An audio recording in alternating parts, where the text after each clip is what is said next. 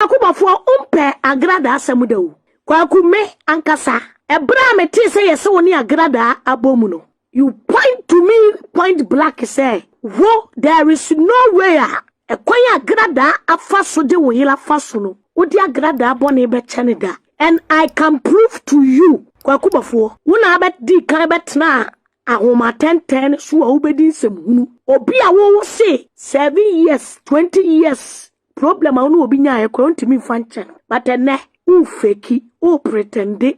Ama wiase nyina hu say ope agrada asem. Kwaku, I can prove it to you. Physically, spiritually, everywhere. I can prove to you. And I can prove to the whole Ghanaians. And I can prove to the whole Ghana police. Say, you are a pretender. You people never like this woman.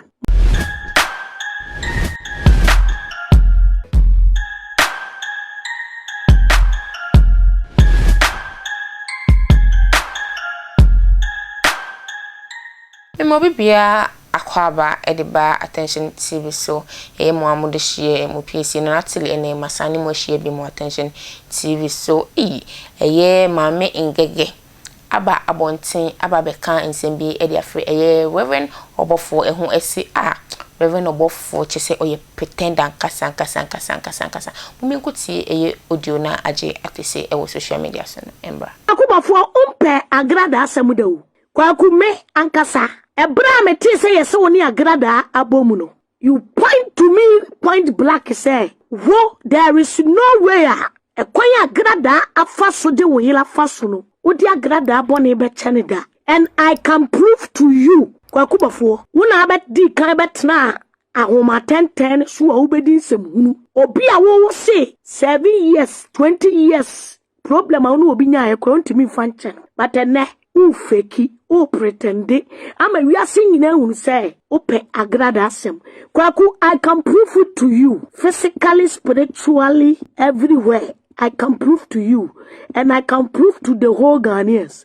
And I can prove to the whole Ghana police. Say, you are a pretender. You people never like this woman. Mo pretende, all because of one person. You people want to get this woman because mufuso ona nanoya. Ona obetumi ayam nkwasi ane mo dirty work ediamamu. Ghana ni Ghana papa. Oba anu aka kire wiase nyina se nyemme na abeka kire me se bedu kobi esu naniji ekuo ne ho. Wo pese wo twon kuo no. Ena me pointi kire na Tina TV say me suspect da se bedu kobi kura na ye chama wokuo ni mo ene ye de ye be fra ye thinking say ye wo papa bi hu information ke de be mamo na mo de fight papa eti na mo betena bonte amo ye say ena Maame Ng3g3 no ye kaka asofu bi asem ni apia biblical case ene ye say apia so say ye na ye fra ye ni udi nkomo meboa. So say aya fro ye ni udi nkomo meboa. Reverend Sam Ghana need Ghana. Bedu kobi eka Ghana need Ghana ho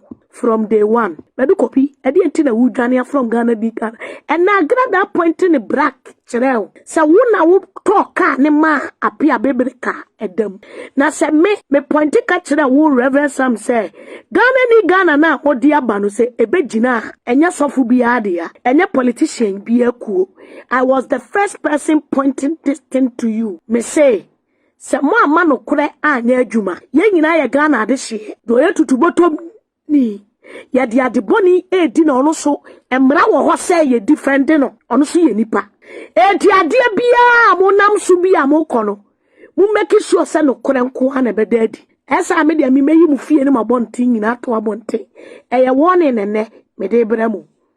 Na mamu remfi say padlock ne kuta muni nyina no ho safwa me ne kuta me na me se mudi agura atale na sha grada asesi ano se mudi agura by the ending of this 2023 this ending me woro atale ne de ahya wo Ghana ni Ghana fo no me woro atale no me de be hya mo step bia bi etidie mo ye bia me betra ha be ka Kwaku anan asem be ka kire mo se Kwaku anan say na Kwaku anan de abeto abonten mo expose yourself na nyamwa o eye nyame na expose mo. You people call yourself samodo agrada mo prove actually the whole world nyina say enya agrada na mo do no o na emomu no benefit bi amumunye fira agrada ho no Say agrada be di obi at time. Somebody agrada be to because Obofour, you point to me blank. Say when you kwasia, when you me, you know the game I will play. O catch them and say you know the game I will play. Obofour, appear biblical case, you know. When you will be a sign free actually. A warning. Appear biblical case, you know. Bedu kobi sign free actually. Eti na momo ya ma adwese mu koto cake. E dia koma maame no. Wo di cake na ekọ dada no. Tama ya chi na tum. Ebe ma wiase wo hunu samo na mo ye ni papa. Mo ko pe lawyer ama no. Yanyi maame ni mfiri mu. Na nka mo de ne be ye nkwase adwuma no se menye nkwase adwuma no. Eti ya nsa afa ni kotum a. Mo ma no kure na edi se ma no kure na ani. Enturo kete. Ade kete bia mo be ba be da hu bia no. Mi metwa mo ketrema. Eyi abankaba na firi maame nsa. Edi abankaba na hyehyɛ mo nyina mo nsa. It's a promise to you today. Obofour, I dare you to come out. Maame no mo mpe na asem. Omo mo pe maame na asem so a. Mo makwan ma omo na mo pe maame na asem na mo say nkofo ntem. Because of nipa ba akopenti. Mo selfishness interest inti. Maame no wabokoro no. Watia Ghana mla. Waye bone ye de nyame ase. Emla na sonimu, emla ni nini. But adia onye ye no. Ena mema mo warning. Say adia onye ye no. Ema mo try some beka na sim. Me biye di credo na simu nyina mo nsem. And it's a promise. Aman credo dia wose wono no kochi onkonto kwa. Na we be me bia ne night se kotokoro. Be me bia ne ho fu bi. Be me bi oba beka se ye di nanum eye jepimu nsuo. Waja na yere baba suni ne ge kronfa ade hwe apetesi ni nuaba anom apetesi atoro oso obe shechiri all because of one man. All because of one man. Agrada bo papa bempedin. All because of one man. Oba abesia at the prison ye so still ye shano entokwakom owie ya no ye na bodwo sese lafi bebe. Me say ochina ye bebo audio subi wona tina TV. Wonga samo betensem apia bebreka na numu nsem. Ochina mo bia mexe na tina TV Apostle Ng3g3. And some apia bebreka eka fa beduko bi mo bete. Yete ya na azuko se bazuka beka se so fo usu bempan konko sra agrada. Eti onsa me beka chem se eye setup afede mo agime edi.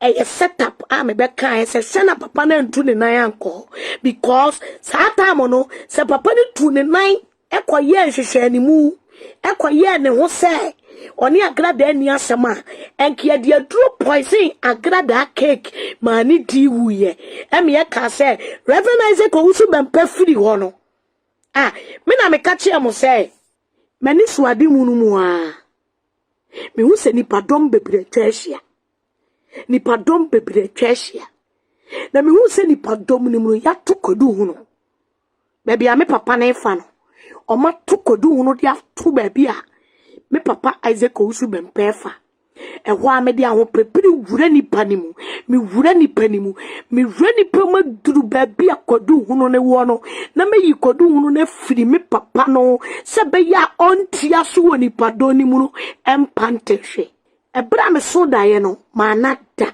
engege manada me ka kire me ho say I will never sit down say me papa we nanim begu ase na any back to sender kodu hu no me tutu wo bibiala o mo tu kodu hu no me tu kodu hu ne tu obi biala omo tu kodu hu ne tu sa kwani mu se ka papa ne mefa so na empa no me tu kodu hu ne tu oma kwamu omo nyina betietia so ama kodu hu na papa wo mo ama me engege mani wahu. I'm not a stupid. I'm not a stupid. Eni ne kuta me no movie wesi ne bi nkuta mo. Spirit ya e control me e bi nkuta mo. Eni ama mi hunu no e bi hunu me. Sebi wo ho na mete ho. Na eni ama bi bepo meti mabeti e de metena mpa so. E kasa kire me ne me nya. Me yema ade na mti social media so na me yema ade amunya me. Efi se mi hunu ne yema fire chirichiri. Eti ne bi se me ye baifuo, e bi se me ye busumsumuni. Me se sa kodu hunu no.